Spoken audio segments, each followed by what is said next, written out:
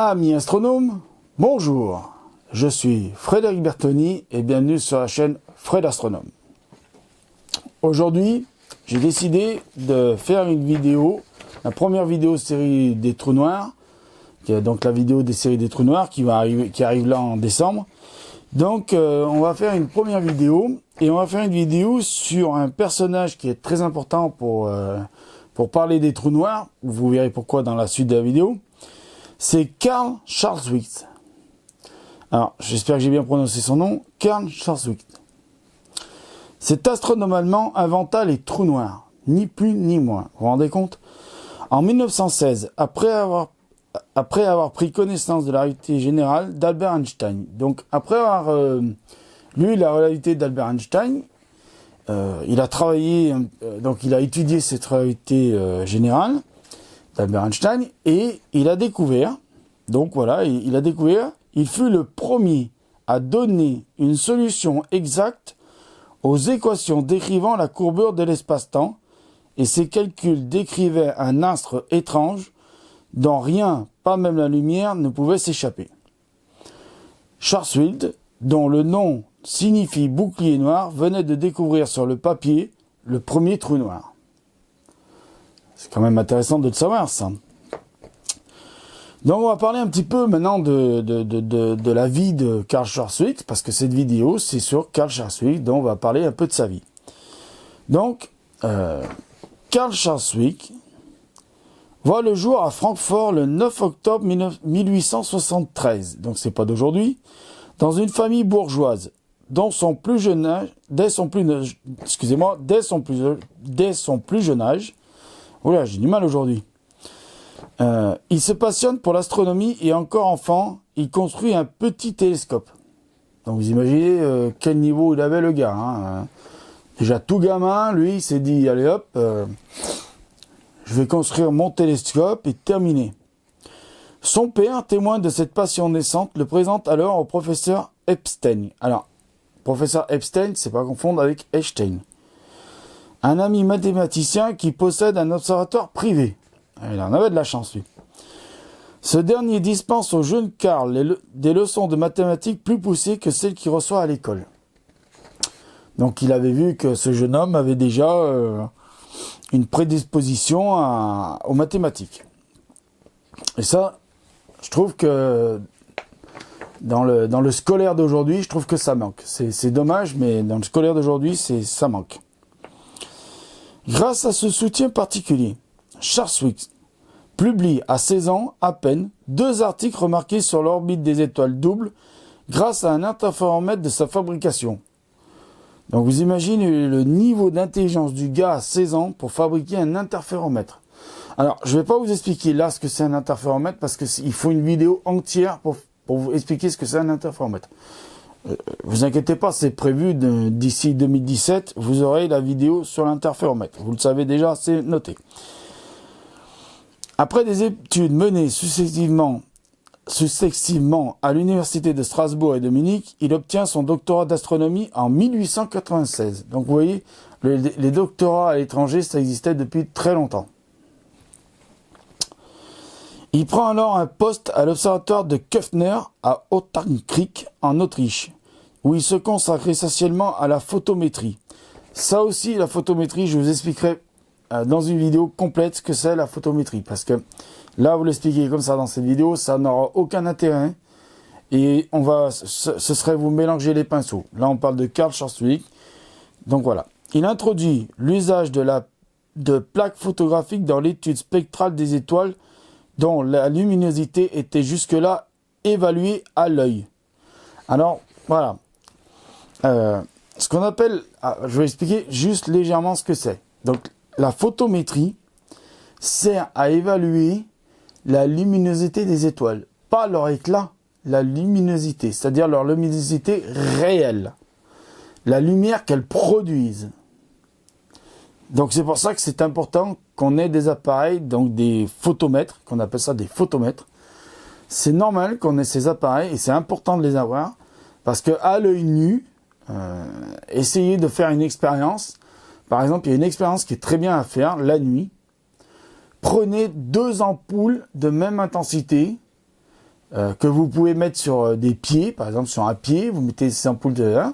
Et si vous avez possibilité de pouvoir, alors si vous avez des trucs sur batterie, hein, des lampes sur batterie, donc prenez 2 lampes sur batterie et mettez-les, par exemple si vous pouvez avoir l'occasion d'avoir un chemin assez droit, vous prenez 2 de vos camarades, vos collègues, vos copains, vos sœurs, vos frères, vos parents. Vous faites ça la nuit, hein, à un endroit qui n'est pas éclairé, qui est complètement dans le noir. Vous dites, alors si vous avez un truc qui fait à peu près 100 mètres ou 500 mètres, bon, même 500 mètres ce serait mieux. Mais si vous ne pouvez pas, ben, prenez 100 mètres si vous pouvez. Vous dites à un de vos camarades de se mettre au bout du 500 mètres. Et vous dites à l'autre de se mettre à 250 mètres. Et vous vous mettez à l'autre bout. Donc vous êtes à, on va dire, au point 0 des 500 mètres.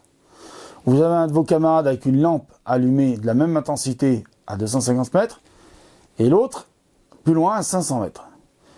Eh bien, à l'œil nu, il est très difficile de savoir si les 2 lampes, et pourtant vous le savez, mais imaginez que vous ne le savez pas, il est très difficile de savoir si les 2 lampes sont de la même intensité à des distances différentes. Donc ça, c'est très difficile. Donc c'est pour ça que c'est très important d'avoir un photomètre. Donc voilà. En 1901, il obtient un poste au prestigieux Institut de Göttingen avant de prendre la direction de l'Institut d'astrophysique, excusez-moi, de Potsdam 8 ans plus tard. Voilà. Lorsque la guerre éclate en 1914, donc la Première Guerre mondiale, Schartwig s'engage volontairement et part combattre sur le front russe. Il n'avait pas peur, lui. C'est là que dans les comptes rendus de l'Académie de Prusse, il découvre les prémices de la relativité générale d'Albert Einstein. Passionné par cette théorie, et qu'il ne le saurait pas, il tente aussitôt de tirer les conséquences des équations gravitationnelles qu'elle convient et parvient à déterminer la courbure de l'espace-temps engendrée par n'importe quel astre. Alors, je ne sais plus si je vous ai fait une vidéo sur le tissu espace-temps en lui-même, mais l'univers est composé, donc, comme je le dis, moi, d'un contenant et d'un contenu. Le contenu, les astres, la matière, tout ça, par exemple le Soleil, forme une courbure sur l'espace-temps plus élevée que si vous prenez Jupiter, par exemple.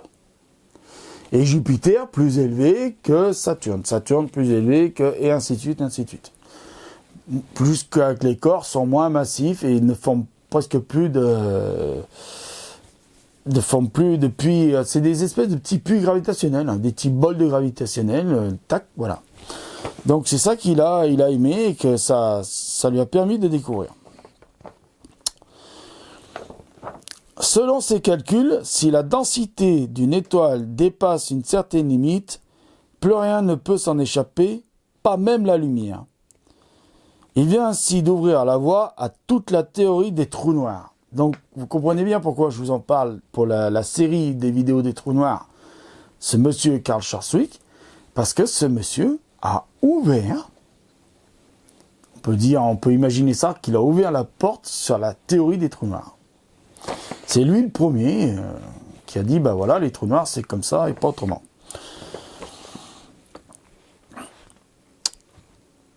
Il fait parvenir son article à Einstein. Très impressionné, le présente à l'Académie de Prusse le 13 janvier 1916.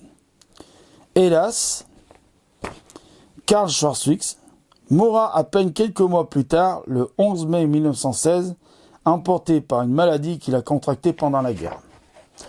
Comme quoi, s'il n'avait pas été à la guerre, il aurait peut-être pu contribuer un peu plus à la physique. Parmi les résultats majeurs que Schwarzschild obtint à partir des équations d'Einstein, il en est un que l'on connaît depuis sous le nom du rayon de Schwarzschild. Cette valeur définie en fonction de la masse d'une étoile est le rayon minimum en deçà duquel celle-ci s'effondre en trou noir. Donc vous comprenez bien que ce n'est pas toutes les étoiles de l'univers qui deviennent des trous noirs. Il faut qu'elles aient une certaine masse. En dessous, elles ne deviennent pas des trous noirs. Elles deviennent des naines blanches. À la rigueur, elles arrivent à venir des géantes rouges, mais bon, elles finissent quand même en neige blanche ou en naine brune. Voilà, mais pas en trou noir. Dès lors, tout objet qui s'approche du trou noir au-delà du rayon de Schwarzschild ne pourra s'en échapper et tombera inévitablement vers la singularité centrale. Et là, pour les trous noirs, on parle de singularité centrale. Pour l'univers, on parle de singularité initiale. J'espère que c'est clair. Ce rayon détermine autour de cette singularité une zone qu'on appelle horizon du trou noir. Ça veut dire que si vous vous approchez d'un trou noir, tant que vous n'avez pas dépassé la zone des horizons des événements, tout va bien pour vous. Si vous dépassez la zone des horizons des événements, là, je donne pas cher de votre peau. Donc voilà. Alors une petite explication sur l'espace-temps. Donc l'espace-temps, c'est un continuum à 4 dimensions, 3 d'espace et 1 de temps, qui constitue la trame de l'univers selon la théorie de la relativité d'Einstein. On y reviendra dans une prochaine vidéo, ça, sur l'espace-temps. Donc voilà, j'ai pas fait avec un prompteur. Ça a été légèrement plus long qu'avec le prompteur. J'ai pu faire mes petits commentaires en même temps sur la vidéo. Donc voilà, j'ai fait avec le papier. Hein. C'est moi qui ai tapé sur ordi. Hein, voilà. Donc c'est pas, j'ai pas été chercher ça sur Wikipédia. Hein. Je refais un petit peu le truc, mais voilà. Donc, cher ami astronome, je vais pas la faire plus longue cette vidéo. Parce qu'il n'y a plus rien à dire sur Karl Schwarzschild. Hein. Je pense que j'ai été assez global sur cette personne. Il n'y a pas besoin d'en dire plus. Vous verrez que la suite, peut-être que dans la suite, on en parlera. Ça, ce sera une surprise. Donc voilà, cher ami astronome, si cette vidéo vous a plu, mettez les petits pouces en l'air. Si elle vous a pas plu, mettez les petits pouces en bas. Si vous avez des questions à poser, posez-les. Si vous avez des commentaires à faire, faites-les. Prenez soin de vous. Faites de la science. Si vous sortez dehors, habillez-vous parce qu'il fait encore pas chaud. Hein. Glac, glac, glac, glac. Et voilà, donc c'est tout ce que je voulais vous dire pour aujourd'hui et pour cette vidéo. Donc voilà. Je vous remercie de m'avoir écouté.